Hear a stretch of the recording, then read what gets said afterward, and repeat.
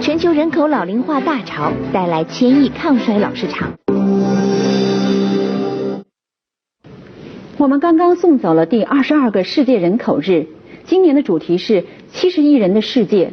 因为根据联合国人口基金的统计，到今年10月底，世界人口将会突破70亿，而目前60岁以上的老年人口约有6亿。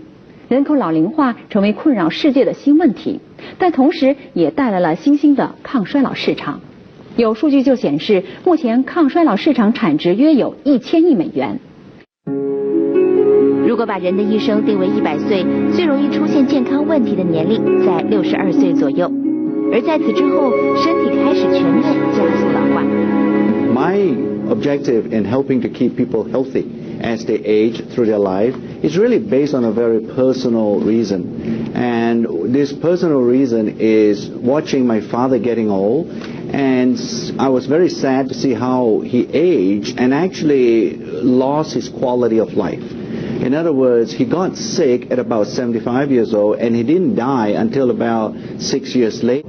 In my first half of my career, I actually focused, like you said, on developing drugs to fight and treat diseases.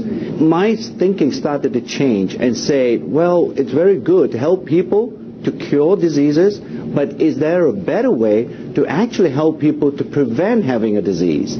And that really starting to change my thinking and say, if I can actually help people to prevent disease, then I can help a whole lot more people than I can by developing drugs. 这里是美国的威斯康星大学，在这个静谧的校园里，一项对猴子饮食热量控制的临床研究正在进行。一般人工饲养的恒河猴平均寿命约为27岁，在20年后研究结束时，控制组的恒河猴有50%仍然活着，而热量限制组存活者的比例达到80%。The animals are now either old or dead, and we've observed that caloric restriction in monkeys, in this case rhesus monkeys, which can live as long as 40 years, does improve their survival, does make them far less resistant to getting a disease of aging such as cancer or diabetes, and it also preserves several functions that we have studied in their brains. 魏德里和彭岳涛是美国生命基因科技中心的教授。魏德里教授的专业领域在于研究老化和限制热量的关系，彭岳涛教授则在研究导致老化基因方面有着很深的造诣。在发现限制热量的猴子可以推迟老化和延长寿命之后，他们再研究2组猴子的基因排序，终于掌握了基因老化过程的详细分析。So aging is actually a very complex process, and it's influenced by a large number of genes. So most laboratories studying aging focus on a single gene, and it's relatively easy to identify one gene that has some impact in aging because there are so many. But what's different about our approach is that we have the data and the technology to scan the entire human genome for groups of genes that impact the aging process.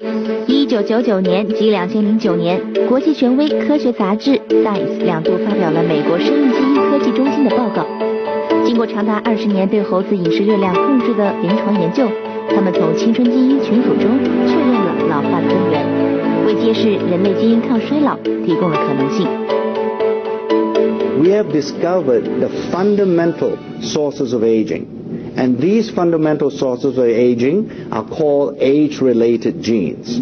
And by this unique discovery of age-related genes, we now have the ability to design ingredients or to test ingredients to see how they can influence these genes so that we can reset them back to a more youthful state. 除了在威斯康星州大学的美国生命基因科技中心，还有另外2个重要的支点。